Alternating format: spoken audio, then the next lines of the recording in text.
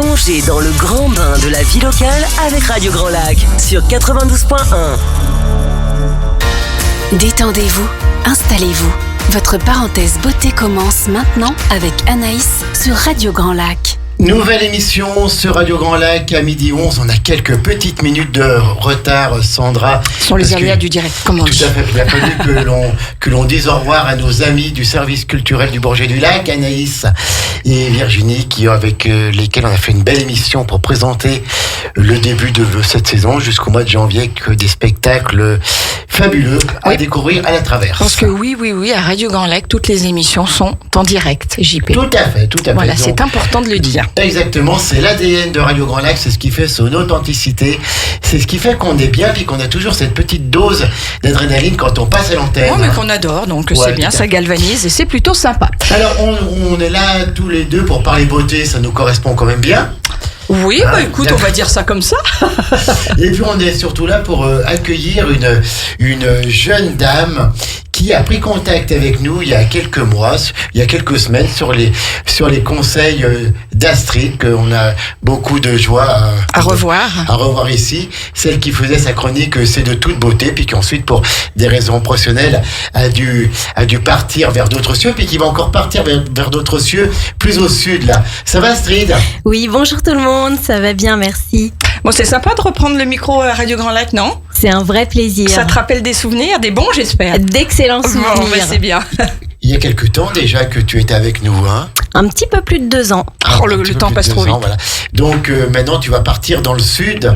Tout à fait. Vers Béziers, là-bas. Hein. À côté de Béziers, et voilà, un nouveau défi professionnel encore. Bon, mais en tout cas, on te souhaite bonne chance, on te souhaite plein de bonnes choses. Mais par contre, tu vas partir et tu nous as dit, je vous laisse pas seul. Il faut une émission sur la beauté, sur l'esthétique, sur la cosmétique à Radio Grand Lac. Et tu nous as trouvé Anaïs Roy, alors c'est vrai que pour elle aussi, par les beautés, l'étiquette correspond au produit, puisqu'elle est d'un charme comme toi incroyable. Anaïs Roy, que l'on est heureux d'accueillir. Bonjour Anaïs. Bonjour tout le monde. Comment ça va, Anaïs ? Bon, un petit peu stressée forcément, c'est la première émission, mais du coup je suis ravie de vous rejoindre aujourd'hui. En tout cas, sois la bienvenue dans le grand bain de la vie locale avec JP et toute l'équipe. On est ravis de t'accueillir. C'est toujours un moment important pour nous que d'avoir une nouvelle tête, une nouvelle thématique dans ce grand bain de la vie locale, parce que ça enrichit cette grille de programme, ça propose des nouveautés aussi à l'antenne. Et en tout cas, on te souhaite le meilleur dans cette aventure et dans cette équipe du grand bain de la vie locale. Merci beaucoup. Parenthèse beauté, une émission qu'on aura 2 lundis par mois, hein, donc entre 12h05 et 12h10 après le flash info de Maxime. Alors avant de commencer, puis je crois que vous allez faire déjà une belle émission toutes les deux, une passation de témoins. Présente-toi un petit peu. Oui. Qui es-tu, Anaïs ? Alors, Anaïs Roy, donc j'ai 36 ans, j'aurai 37 ans dans un mois, donc c'est tout proche. Et je suis maman donc d'un petit garçon qui s'appelle Milo, qui a 1 an et demi. Et puis, je suis directrice de l'agence Altea Riviera, qui est une agence de communication, marketing et relations presse que j'ai lancée cet été, donc sur Aix-les-Bains. Donc, toi et la communication, ça n'a plus de secret. Ça commence à faire. Est-ce que le petit Milo nous écoute ? Est-ce qu'il il est peut-être un peu jeune quand même, non ? Sa maman peut-être, non ? Alors, écoute, il est à la crèche, dans la micro-crèche. D'accord. Donc, faut leur dire de brancher Radio Grand Lac là-bas. Peut-être parce qu'ils aiment bien mettre la radio et également la musique. Il adore la musique, c'est un grand fan de musique. D'accord, donc en tout cas, s'il nous écoute, on l'embrasse bien fort. Alors, tu es dans la communication, tu es dans ce domaine, et toutefois, tu vas quand même nous parler d'esthétisme, de beauté, de cosmétique. C'est un petit peu un domaine que tu connais aussi et dans lequel tu as déjà beaucoup travaillé. Oui, tout à fait. Effectivement, donc la beauté, c'est vraiment une passion également que j'ai. J'ai eu l'occasion de pouvoir travailler dans le milieu de la beauté pendant pas mal d'années. Et puis, j'ai auparavant également créé une marque qui s'appelait Éclat Alpin. Et justement, j'étais venue sur ce plateau échanger avec Astrid. Avec Astrid. Et donc, l'idée, c'était effectivement de pouvoir parler beauté, échanger, mettre en avant grâce à cette émission donc des acteurs locaux, pouvoir vraiment identifier, valoriser les acteurs locaux et puis surtout avec Astrid aujourd'hui de pouvoir, on va dire, inverser la tendance et puis la faire intervenir pour qu'elle nous parle un petit peu du sujet de la beauté, qu'est-ce que c'est pour elle, qu'elle nous explique un petit peu ce qu'elle fait, puisque avant de pouvoir parler à travers ses émissions, elle avait également ce relationnel très fort au niveau de la beauté. Alors avant qu'on vous laisse bien sûr la parole à toutes les deux pour développer ce beau sujet, donc comme l'a dit Jean-Pierre, on va te retrouver donc 2 fois dans le mois sur ce créneau-là. Et donc le but c'est ça, tu vas recevoir un petit peu des acteurs du territoire sur des thématiques en particulier. Est-ce que tu as déjà un petit peu 1 ou 2 thématiques à nous donner sur les prochaines émissions ? Tout à fait. Alors, l'idée, c'est vraiment de pouvoir valoriser le territoire local et puis des talents qu'on a vraiment cachés et qui sont vraiment pas très loin autour du lac. Donc, sur les prochaines émissions, j'aurai la chance de pouvoir interviewer Sandra, donc qui elle est la fondatrice d'une marque de cosmétiques. D'accord. Et puis on aura également une personne qui s'occupe du marketing digital d'une marque de shampoing, soins pour les cheveux, qui est également créée sur le côté d'Annecy. D'accord, donc du local. Oui. Et on va voir que sur notre territoire et sur Annecy, on trouve tout ce qu'il faut pour être beau. Exactement, Jean-Pierre. C'est ça, hein. Ah ben, En tout cas, elle a un sourire qui va passer à l'antenne. qui passe super bien l'antenne. On va vous laisser justement le micro, mesdames. Nous, on va manger là, c'est ça ? Oui, tout à fait. D'accord, ok. Non, mais on n'est jamais bien Bon loin. appétit. Voilà, et puis on vous laisse tranquillement le micro pour découvrir un petit peu le sujet du jour. Voilà, mesdames, c'est à vous. Très bien, merci à vous. Alors Astrid, bonjour. Bonjour Anaïs, bonjour les auditeurs. Je suis ravie de te retrouver ici. Écoute, est-ce que tu peux te présenter ? Je pense que ça peut être important que tu puisses vraiment nous parler un petit peu de toi, de qui tu es et voilà, qu'est-ce que tu as fait avant et qu'est-ce que tu crées aujourd'hui ? Alors oui, je vais essayer d'être brève parce que j'ai quelques années de plus et j'ai depuis mon enfance toujours su que je voulais être esthéticienne. Je ne peux même pas expliquer d'où me vient vraiment cette vocation d'aider les autres à se sentir bien. Je pense que vraiment à l'adolescence où moi j'ai été très très complexée, quand j'ai réussi à enfin me sentir bien dans ma peau, je pense que c'est là que j'ai réussi à être la plus jolie. Dépasser les complexes, dépasser le regard des autres. Et je pense que c'est tout ce qui gravitait autour de moi. J'ai eu la chance d'avoir des parents qui m'ont inscrit à la danse, qui m'ont inscrit au théâtre, et de pouvoir mettre en valeur certaines choses, certains, on va dire peut-être acquis, certains innés. C'est vrai que j'aime assez faire le guignol, on va pas se mentir. Je me sens assez bien maintenant pour pouvoir en fait aider les autres à être bien. Et j'ai, au cours de mon expérience, mon fil conducteur était la beauté, était l'esthétique, la cosmétique. Et donc, j'ai naturellement travaillé en institut une fois que j'ai été diplômée. J'ai donc fait mes premières armes. Et puis, au fur et à mesure, j'ai eu envie de découvrir d'autres aspects de l'univers de l'esthétique. Et je suis partie plutôt, cette fois, sur l'axe de la parfumerie. Et là, j'ai découvert vraiment le prestige, des formations très très intéressante et pointue avec les marques de luxe qu'on connaît maintenant dans les parfumeries. Et on a vraiment quelque chose qui s'est un petit peu développé, démocratisé. Et j'ai toujours eu cette passion du parfum qui est restée. Et ça, maintenant, c'est une petite signature personnelle dans mes soins, d'avoir des brumes, d'avoir toujours des senteurs qui restent délicates, en fonction de mon inspiration ou de celle de ma cliente.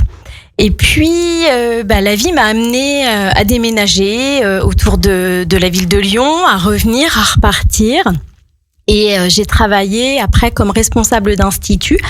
Et la personne qui m'employait, elle tenait une onglerie. Donc, j'ai été aussi formée un peu sur le tas à l'onglerie. Et par la suite, j'ai travaillé en spa, où là, j'ai vraiment découvert l'axe détente, que j'aimais déjà énormément quand j'étais en institut. Et puis, au bout de quelques années, comme on dit, l'oiseau a envie de sortir du nid et j'ai eu envie en fait de m'approprier un petit peu mon métier. Et c'est là que j'ai développé ce que j'appelle l'esthétique holistique.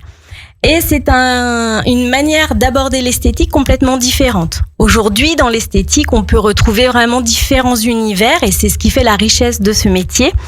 On va pouvoir partir vraiment sur le côté make-up ou le côté très technique au niveau des soins avec des appareils. Où là, on va vraiment essayer d'aller chercher une beauté un petit peu perfection. Aujourd'hui, j'ai une autre conviction, c'est que on peut avoir quelques kilos en trop, on peut avoir quelques rides, on peut avoir quelques taches pigmentaires et pour autant être une femme ou même un homme, parce que la beauté se développe également sur l'univers masculin. On peut quand même dégager la beauté parce que j'ai vraiment cette conviction au fond de moi que la beauté, ça n'est pas qu'une plastique, c'est tout ce qu'on va dégager. Le fait d'être heureux, le fait d'être bien dans sa vie, d'avoir pris les bonnes décisions, d'être équilibré dans sa vie de famille, dans sa vie professionnelle, de donner un sens à tout ça, je pense que c'est ce qui fait qu'on s'épanouit et qui révèle notre propre beauté. Et l'esthétique holistique, c'est vraiment de prendre en compte l'aspect physique, donc la plastique, aider la personne à avoir des produits adéquats pour entretenir au mieux sa peau, son corps, ses cheveux, mais également de prendre en compte tout l'aspect émotionnel qui est lié à l'entourage, à la vie perso et puis aux coups durs de la vie. On va pas se mentir, on a tous à un moment donné dans notre vie des parcours où on est un petit peu cabossé. Et mon envie à travers l'esthétique holistique, c'est d'aider. Tu viens prendre soin d'eux. Voilà, à travers la beauté, de prendre soin de ces personnes qui sont un petit peu abîmées, et puis de leur montrer que oui, là, il y a cette fêlure, mais derrière la fêlure, il y a un vrai trésor, et maintenant, il faut le révéler. Donc tout ça est passé par des ateliers, par des stages de développement personnel auxquels je me suis moi-même formée, et puis à l'aspect énergétique, qui est maintenant quand même de plus en plus connu. Et c'est ce que j'ai envie en fait de mettre dans mes soins. Vraiment, alors, tout ça ensemble. Justement, est-ce que tu peux nous parler de tes soins ? Quel type de soins tu as mis en place pour développer ces soins énergétiques auprès de tes clientes ? Alors, clients, puisque tu as aussi des hommes, c'est ça ? Alors exactement, j'ai une toute petite clientèle masculine, mais je ne suis pas fermée à la développer et je pense que on a vraiment maintenant toutes les armes pour pouvoir proposer des soins qui soient plutôt mixtes, où on va avoir des textures et des odeurs de produits adaptés au plaisir masculin. On va également, à travers mes soins, au tout départ, on passe par du bien-être. Donc ça passe par on va dire des techniques de massage relaxantes que j'ai eu l'occasion d'avoir tout au long de mon expérience professionnelle et dans lequel je vais beaucoup masser à l'intuition. Une fois que j'ai la personne qui est en mode de relaxation, c'est à ce moment-là en fait que les énergies en fait travaillent et opèrent. Oui. Ça n'est pas une science absolue. Je vais pouvoir développer et donner de l'énergie à certaines personnes, peut-être plus qu'à d'autres. C'est une question aussi de feeling et puis de ce que la personne elle a envie aussi de me laisser entre guillemets entrevoir de son âme. D'où le nom de mon entreprise, Les Belles Dames. Ça, c'est la condition sine qua non pour pouvoir proposer un soin énergétique. Et donc, à travers ces soins énergétiques, je vais vraiment avoir ce vecteur de l'esthétique où je vais avoir différents soins et notamment un soin Cobido qui est en plein essor actuellement où on vient vraiment travailler. Oui. Alors, est-ce que tu peux justement nous expliquer qu'est-ce que c'est pour les auditeurs un soin Cobido ? Bien sûr. Alors, le soin Cobido, c'est un soin de technique de massage du visage, du cou, du décolleté, où on va vraiment venir stimuler sur tous les plans au niveau du vieillissement du visage. C'est-à-dire que c'est une technique ancestrale japonaise. Ça a été énormément européanisé parce que les massages asiatiques ont vraiment énormément de puissance, énormément de pression. Et souvent, le public européen n'est pas dans cette mouvance-là et peut être un peu surpris. Et c'est ce qui fait la richesse de mon Cobido. Parce que moi, j'aime ce type de massage. Et l'objectif, quand on vieillit, on a la masse osseuse qui diminue. C'est ce qu'on appelle de manière un petit peu plus connue l'ostéoporose. On va avoir également toute la substance du derme, donc qui est un constituant principal de la peau, qui va s'endormir. Donc on a une cellule qui s'appelle le fibroblaste qui s'endort et donc on va la réveiller, on va la stimuler. Et ensuite, on va vraiment travailler dans le derme. On a ce qu'on appelle une substance fondamentale. Et quand on va retrouver, par exemple, des petites mamies qui vont avoir le contour des yeux très creusé ou les joues très creusées, c'est que là, on a perdu en volume au niveau de la substance fondamentale. C'est vraiment le matelas de la peau. Et nous, on va à travers des techniques de foulage, des techniques de battage. Donc, c'est vrai que c'est très très tonique. Oui. Ne nous voilons pas la face, mais on vient stimuler tout ça. Donc tu viens stimuler à l'aide de tes mains. C'est pas c'est vraiment très manuel. C'est pas avec. T'as pas d'instrument. Tu peux aussi. On peut, c'est-à-dire que la technique de base, c'est vraiment les mains et c'est des gestes techniques et précis. À travers une vidéo, on peut découvrir des gestes, mais il y a vraiment un toucher et un savoir-faire qu'on ne peut pas acquérir sans expérience et sans formateur. C'est la base. Mais après, on va pouvoir personnaliser son soin et y apporter une petite touche personnalisable, soit avec des ridoki qui sont un petit ustensile avec comme une petite roulette au bout et des picots, soit avec des gua sha. Donc les gua sha, vous allez les retrouver un petit peu en forme de cœur avec ce sont des pierres qui sont taillées plate et en forme de cœur pour apporter en fait un côté plutôt draineur. Et puis on peut travailler avec les cryospoons qui sont en fait comme deux grosses cuillères remplies qui sont un peu cryo, donc qui vont vraiment avoir un effet fraîcheur, décongestionnant. Donc tout ça, c'est quelque chose qui vient se compléter le Cobido. Mais à la base, c'est nos mains. Très bien. Donc, tu as le Cobido comme soin au niveau du visage qui va être plutôt liftant, donner un coup d'éclat au niveau de la peau. Et puis, donc, des soins donc, du corps qui vont venir donc apporter du bien-être, de la relaxation. Tu as aussi des soins sportifs de mémoire. Alors, on va retrouver toute une gamme de techniques de massage que je ne développe pas forcément au départ, mais à la demande. Oui. Parce que chaque massage, chaque rendez-vous... Tu fais du sur-mesure. Exactement. Quand on a une personne qui vient et qui nous dit « j'ai mal au dos », il faut savoir est-ce que c'est musculaire ? Est-ce que c'est justement parce qu'elle n'est pas assez musclée et qu'elle a des gestes qui sont peut-être... mauvais au quotidien, et c'est vraiment d'avoir quelque chose qui puisse être respectueux pour le corps et en même temps détente pour la personne. On va passer par des massages tels que le modelage californien, on va retrouver le modelage balinais, le lomi-lomi, le massage sportif qui lui est un petit peu plus appuyé.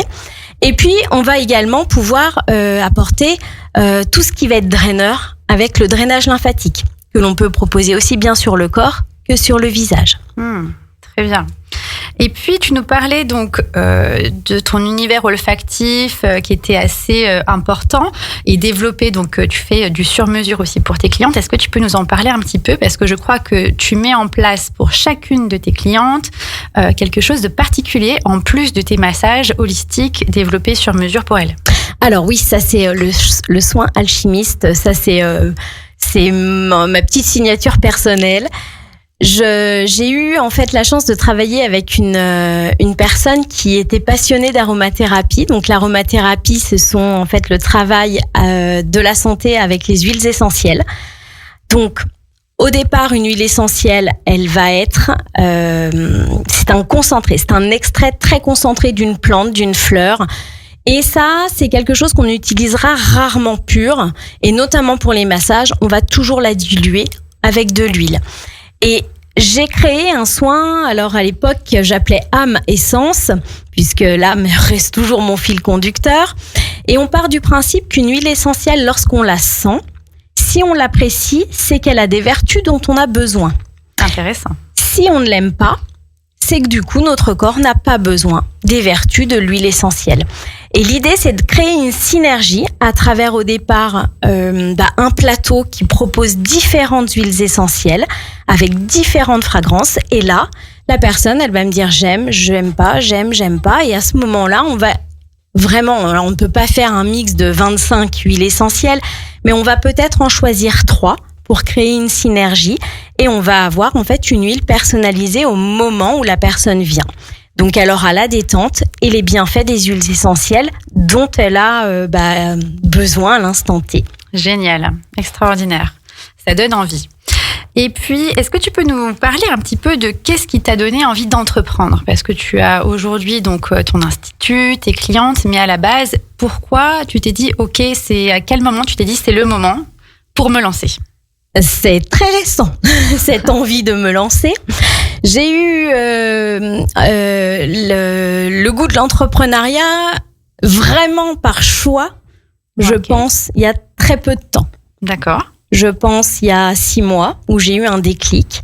Juste avant, donc moi j'ai ouvert ma micro-entreprise depuis 2018, mais ça a été plus par une conséquence de toutes les formations que tu as eues. Alors, ça n'a pas été un choix au départ. Ça a plus été, puisque je trouve pas ce que je veux sur le marché de l'emploi, je vais partir en indépendante. Oui. Et c'est un vaste sujet, puisque le marché de l'emploi actuellement est très compliqué. Et oui, et du coup, c'est vrai qu'effectivement, quand on ne trouve pas ce qu'on veut, on se dit on va créer ce qu'on veut. C'est un petit peu ce qui s'est passé du coup. C'est exactement ça. Je l'ai créé, mais sans avoir cette âme d'entreprendre. Et je suis quelqu'un qui fonctionne énormément en groupe, en binôme. Et le fait d'être seule, c'est quelque chose qui, pour moi, a été contre-productif. D'accord. Donc, je me suis lancée au départ dans les extensions de cils puisque c'est arrivé dans ma vie par hasard. Je ne travaillais plus dans l'institut dans lequel j'avais été responsable. Et la voisine en fait de cet institut, un petit coucou d'ailleurs au centre Aderme, qui est spécialisé dans tout ce qui est reconstruction après cancer en dermopigmentation. Donc, c'est Christelle qui, spécialisée dans la dermopigmentation, faisait également des extensions de cils et qui m'a demandé si je connaissais quelqu'un qui voudrait venir intervenir dans son cabinet. Puis sur le coup, je lui dis personne. Elle me dit mais je voudrais vraiment une personne qui travaille comme toi, avec ton relationnel, ton sérieux. Et là, je me suis dit Astrid, c'est pour toi. Donc, je suis allée me former aux extensions de cils et c'est comme ça que j'ai commencé l'entrepreneuriat. Super. Et là, quelques années plus tard, 8 ans plus tard, j'y suis toujours et j'ai évolué. Et notamment par le fait de t'avoir reçu à Radio Grand Lac, où tu m'as présenté toute la démarche que tu as mis en place pour Éclat Alpin, où moi j'ai été bluffée. Mais vraiment, je vous invite à écouter d'ailleurs le replay si vous pouvez, parce que vraiment c'était bluffant de voir tout ce que tu as réfléchi, tout ce que tu as mis en place et dans quel but et dans quel sens. Ouais, il y avait énormément d'étapes avec beaucoup de process de développement pendant 2 ans.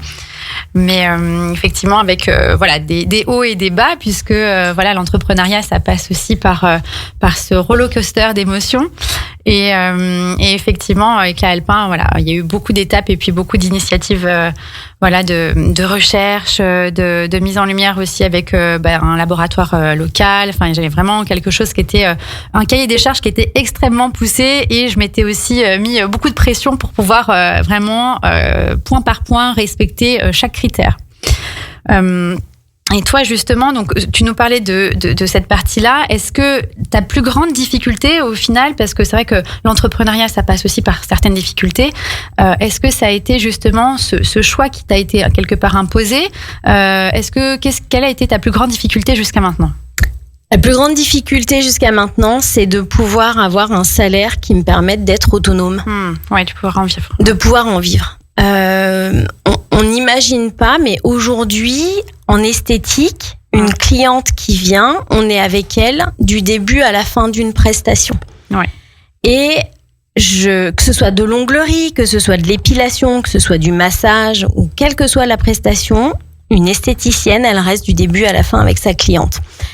Et on est sur des prix qui aujourd'hui sont vraiment dérisoires. Quand je vois qu'on va faire une pause d'extension de cils où c'est 1h30 de travail au minimum et qu'on prend 45 ou 50 euros, il y a un moment donné, la réalité, c'est qu'on n'est pas rentable. Une fois qu'on a déduit nos charges, qu'on a déduit en fait, tout ce qui est inhérent, en fait, notre matière première, les impôts, le loyer, l'eau, l'électricité, tout ça, en fait, on n'en vit pas.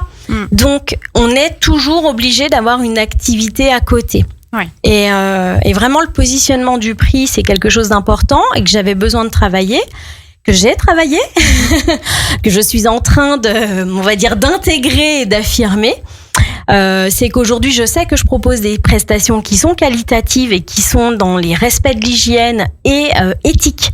Oui. Moi, une cliente qui vient et qui me dit je veux ça et que je sais que ça n'est pas possible parce que ça va abîmer, alors à l'époque pour les extensions de cils, ça va abîmer sa base de cils, j'étais très franche et je lui disais non, ça c'est pas possible. Après, elle accepte ou elle n'accepte pas, c'est elle qui a la décision, mais moi je suis restée droite dans ce que je voulais. Oui. Et je pense que c'est ça la plus grande difficulté, c'est qu'on est tenté parfois parce qu'on a besoin, en fait, comme tout à chacun, de gagner un petit peu d'argent pour vivre. Et là, moi, je trouve que ça devient compliqué. Oui, il faut arriver à être centré sur ce qu'on veut faire et puis rester, on va dire, avec sa ligne de conduite interne, de pouvoir vraiment suivre à chaque fois, qu'est-ce qui est juste pour moi et puis aussi pour la cliente. Exactement. Très bien. Alors, est-ce que tu peux nous parler un petit peu de ce que tu fais aujourd'hui, parce que tu es en plein déménagement, ton institut, et où est-ce qu'il était, où est-ce qu'il va être maintenant? Alors, mon institut, j'avais eu quelques petits désagréments de santé qui m'ont forcé à revoir ma manière de travailler, où au départ, je me déplaçais chez les professionnels, j'étais en freelance. Et puis finalement, j'avais la chance d'avoir un appartement qui me permettait de pouvoir installer ma cabine et d'y recevoir mes clientes de manière cosy et intime. Et du coup, j'ai fait ça. Et j'y ai trouvé un tel confort au quotidien. Et au départ, où j'avais l'impression que ça allait faire pour mes clientes un peu bricolo-bricolette, parce que du coup, c'était chez moi, toutes, à l'unanimité, m'ont dit, écoute, on est tellement mieux quand on est chez toi.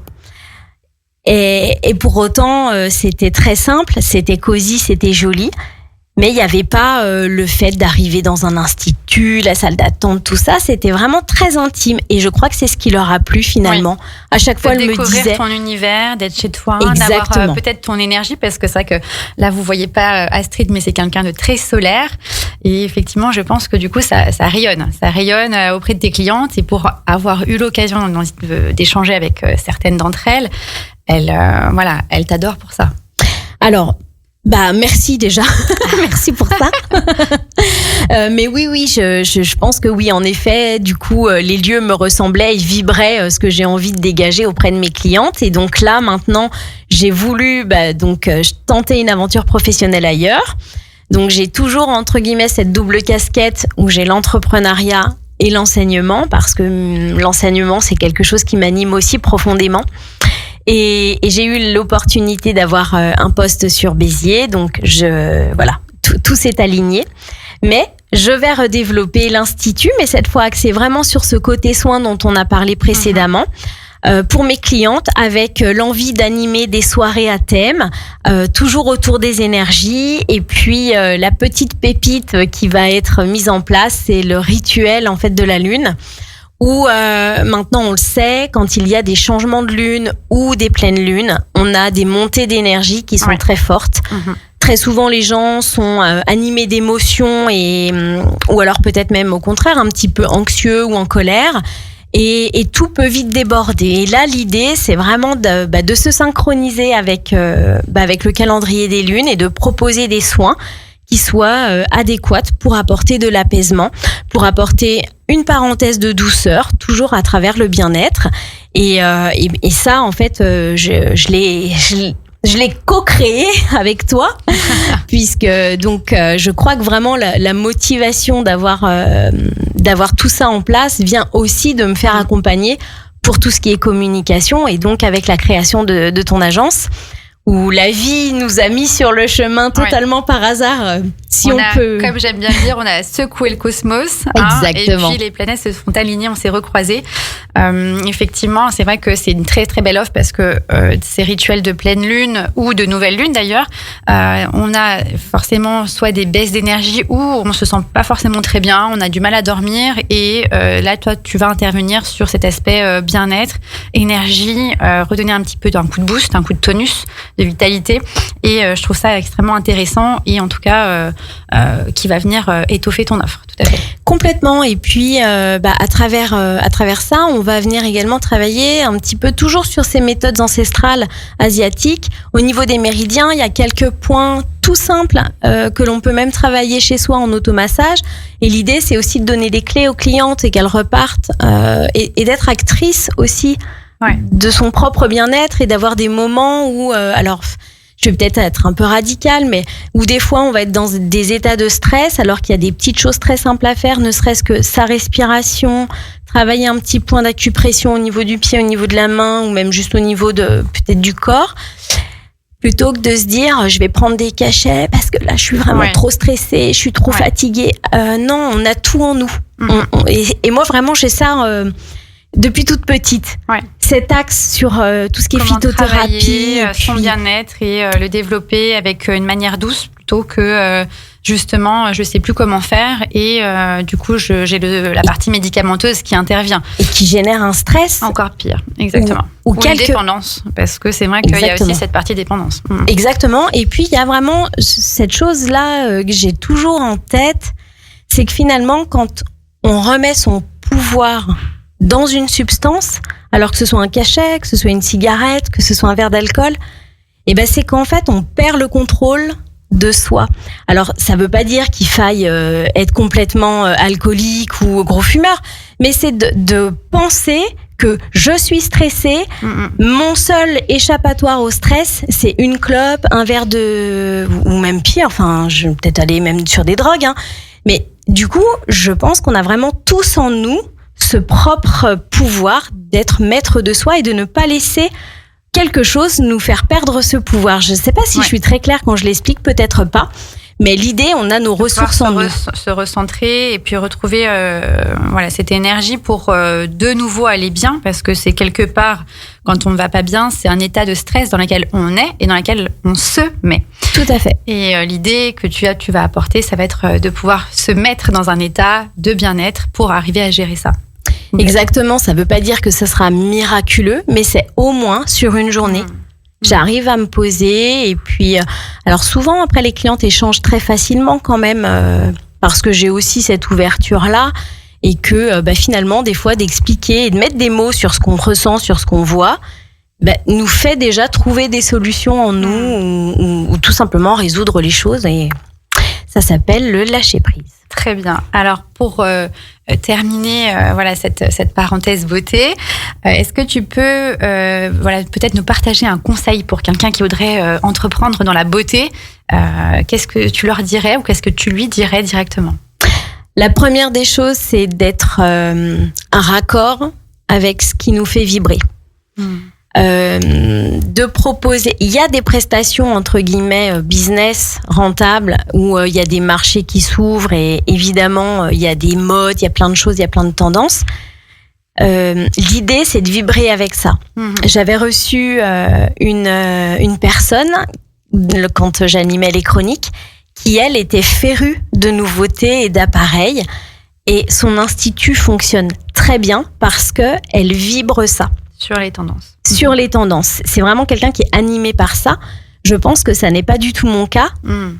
Et je pense que je ne pourrais pas réussir en étant par accord avec moi-même. C'est le premier conseil. Restez en fait fidèle à qui vous êtes. Comme on le voit, il y a 1001 coiffeurs sur le marché. Mais qu'est-ce qui fait qu'on va chez cette personne? C'est ce qu'elle dégage, c'est son coup de peigne évidemment, mais il n'y a pas que ça. C'est vraiment en fait d'être en adéquation, en congruence avec ce qu'on veut, ce qu'on fait, ce qu'on dit. Je pense que c'est le premier conseil pour celles qui veulent entreprendre, et c'est surtout le deuxième conseil, oser. Oui. Complètement. Et c'est vrai que il y a une personne un jour qui m'a dit: ta plus belle carte de visite, c'est toi. Effectivement, c'est ce que tu vas dégager, qu'on va retenir. Et je pense que il faut garder, tu vois, cette ligne aussi sur laquelle tu vas avoir tes clientes qui vont venir pour toi, pour ce que tu dégages et puis pour ce que tu fais. Complètement. Parfait. Où est-ce qu'on peut te retrouver, Astrid? Alors, retrouvez-moi 33 chemin des Martines à Bassan. à côté de Béziers. On est à 7 km de Béziers. Vous avez un parking fermé pour vous garer. Vous avez une petite entrée juste pour vous et un petit cocon qui vous attend. Eh bien, écoute, bon déménagement, bon emménagement aussi, puisque là, ça y est, t'es en plein dans les transferts. C'est ça. Et puis, bonne rentrée à toi. Merci pour tout ça. Je te souhaite une très très belle réussite dans l'émission. J'ai aucun doute là-dessus. Tu vas recevoir des personnes qui seront aussi intéressantes que tout ce que tu proposes. Donc, longue vie à la parenthèse beauté. Merci beaucoup Astrid et merci à vous, chers auditeurs.